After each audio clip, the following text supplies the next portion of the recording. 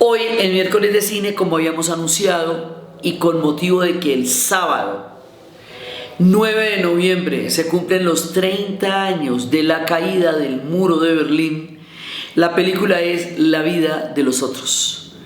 Es una película alemana, pero excelente, o sea, esto sí es, mejor dicho, otro nivel de cine.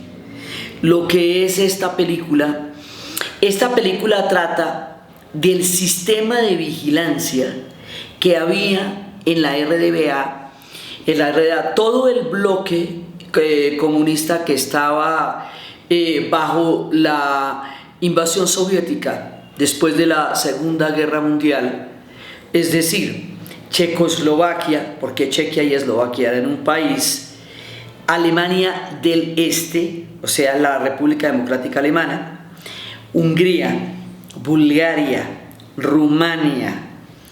Todos estos países tenían un mismo régimen, era el régimen soviético. Estaban totalmente tutelados por la Unión Soviética porque fueron parte del reparto después de la Segunda Guerra Mundial en una serie de conferencias desde Teherán, Yalta y Potsdam.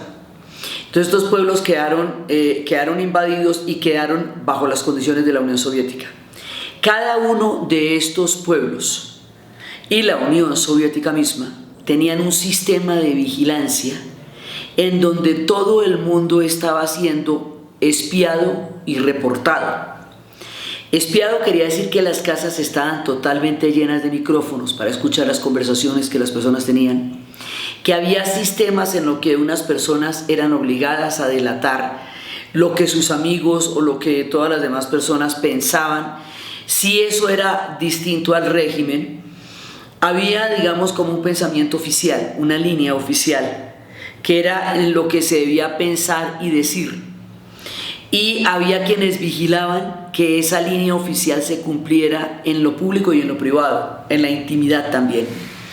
Entonces, esto era una paranoia muy grande, porque realmente usted no podía decir lo que pensaba. Los bálticos decían que se generaba una especie de esquizofrenia entre lo que tú pensabas y lo que tú tenías que decir en público, lo que llaman double thinking, doble pensamiento.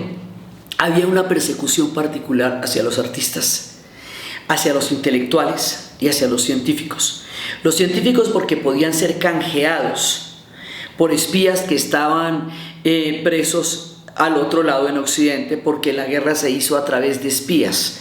Los espías, que eran los que tenían la información de lo que estaba pasando en el otro lado de los dos bloques en que quedó dividida Europa entre el este y el oeste, eran los encargados de averiguar qué estaba pasando en el otro lado en todo nivel.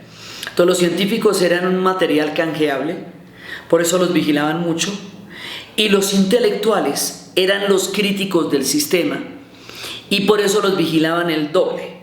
Los intelectuales son los que van a hacer las revoluciones, fueron los que hicieron la primavera de Praga, de la que estábamos hablando cuando estuvimos hablando de Colia, fueron los que realmente replanteaban los ejes de la sociedad, los que pensaban la sociedad. Entonces por eso específicamente los estaban persiguiendo a ellos, en una época en que la censura era oficial, en que la persecución era institucional, en que de 17 millones de personas que había en la RDA, 5 estaban vinculadas directa o indirectamente a los organismos de inteligencia y de vigilancia que se conocían con el nombre de la Stasi. Y esto tenía unos archivos, y cada persona tenía un archivo de la vida, digamos, el régimen tenía un archivo de cada persona, un dossier de su pensamiento, de su vida, de sus relaciones. Esos archivos después de la caída del muro van a quedar abiertos al público porque las organizaciones de derechos humanos se los tomarán para que no se oculte la verdad de la historia, y realmente hoy se sabe mucho lo que pasó en esa época por eso. Pero en esa época todo estaba totalmente bajo secreto. Había una verdad oficial, una intervención muy grande en todos los medios de comunicación. No existían las redes, esto lo digo para las nuevas generaciones, no existían las redes sociales. Entonces de verdad que usted no podía tener más acceso sino a la información que le estaba dando el régimen, porque era muy difícil encontrar otras vías para enterarse de lo que estaba pasando.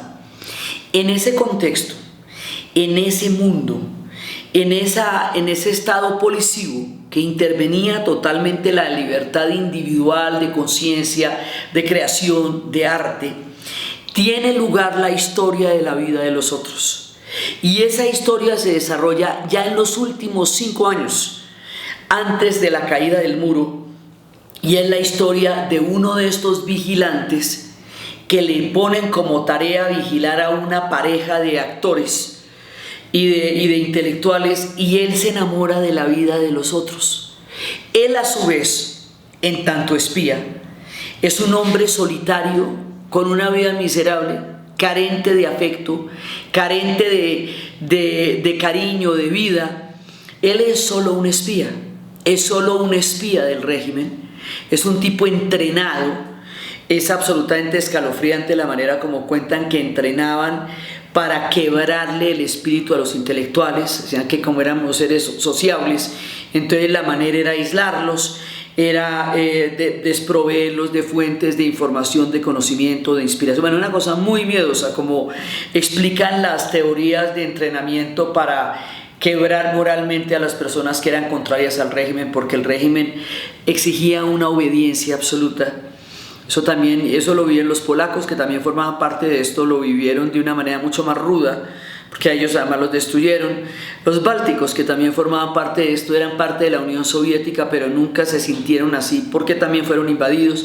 Digamos, hay un poco de pueblos que quedan en esa cochada, pero todo el centro de la Guerra Fría es Alemania, y es la división de las dos Alemanias, y es la división de Berlín en una ciudad casi que amurallada, encerrada dentro de otra, que era el Berlín Oriental, porque no era una línea recta como podríamos pensar, porque las ciudades europeas son circulares. Entonces no es que se parta una línea, sino que se encierra un pedazo de ciudad como aislado por una isla de muro. Eso era como estaba. Entonces ellos alcanzaban a través de algunas partes del muro a ver la vida en el otro lado. Y la condición de encierro, de vigilancia y de espionaje era terriblemente claustrofóbica, sobre todo para las personas de espíritus libres, pues era todavía más tenaz. Este espía no es sino espía, no es nada más. Y su única función es ser el funcionario del régimen que se encarga de espiar a las personas comunes y corrientes que viven allá, para saber si son o no leales al régimen, y para saber qué tipo de disidencias pueden tener con respecto al régimen, para controlar la mente, el pensamiento, la creación y la palabra. O sea, por eso Orwell escribe 1984. Él lo va a escribir sobre el modelo de Stalin que él vio, pero su obra es totalmente válida en todo lo que fue el bloque socialista, y es totalmente válida en el sistema policivo que tenemos ahora, de vigilancia de redes también. O sea, lo de Orwell era bastante vigente entonces como ahora, en un sistema diferente, pero por las mismas razones. Entonces resulta que este hombre, en su función de espía, en su función de ser uno de los vigilantes del régimen sobre los artistas, le asignan el caso de una pareja, y él se enamora de la vida de ellos, se enamora de lo que leen, se enamora de lo que piensan, se enamora de lo que crean, se enamora de lo que escriben, se enamora de lo que viven, se enamora de su amor, porque se enamora de ver que hay gente que tiene una vida y él no tiene ninguna. Entonces él se enamora de la vida de los otros. Entre el terror del espionaje, entre la opresión del régimen, entre la paranoia de la época, es una historia que en el fondo involucra una ternura infinita. Es profundamente humana, porque este personaje resulta siendo un estupendo ser humano y va a ser llevado a acciones completamente heroicas por la transformación que produce en su vida el enamorarse de la vida de los otros. Entonces de aquí para adelante pues uno no les puede decir nada, porque eso ya es spoiler. Para la gente que ha visto esta película y la ha disfrutado, sea este el momento de repetírsela, ojalá el sábado, porque ya es el momento.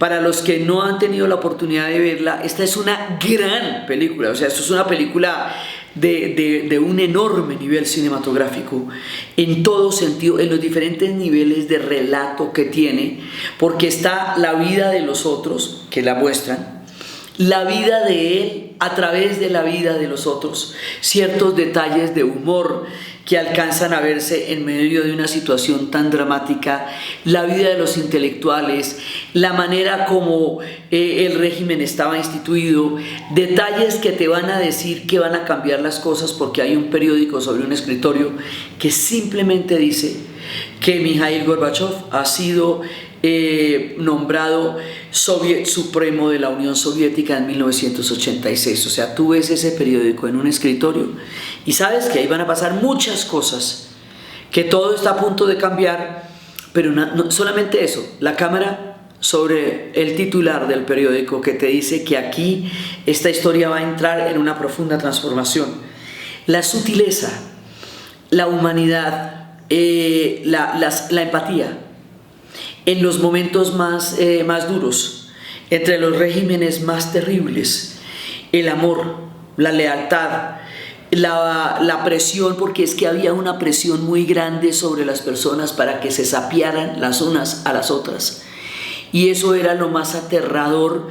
Yo tuve la oportunidad de ver los archivos de la Stasi y ver cartas en las cuales los amigos denunciaban a los amigos bajo chantajes, porque les tenían siempre una persona vulnerable que el régimen tenía bajo su control, padres, abuelos o hijos, que los obligaban a dar información acerca de sus amigos para poder salvar a su familiar querido.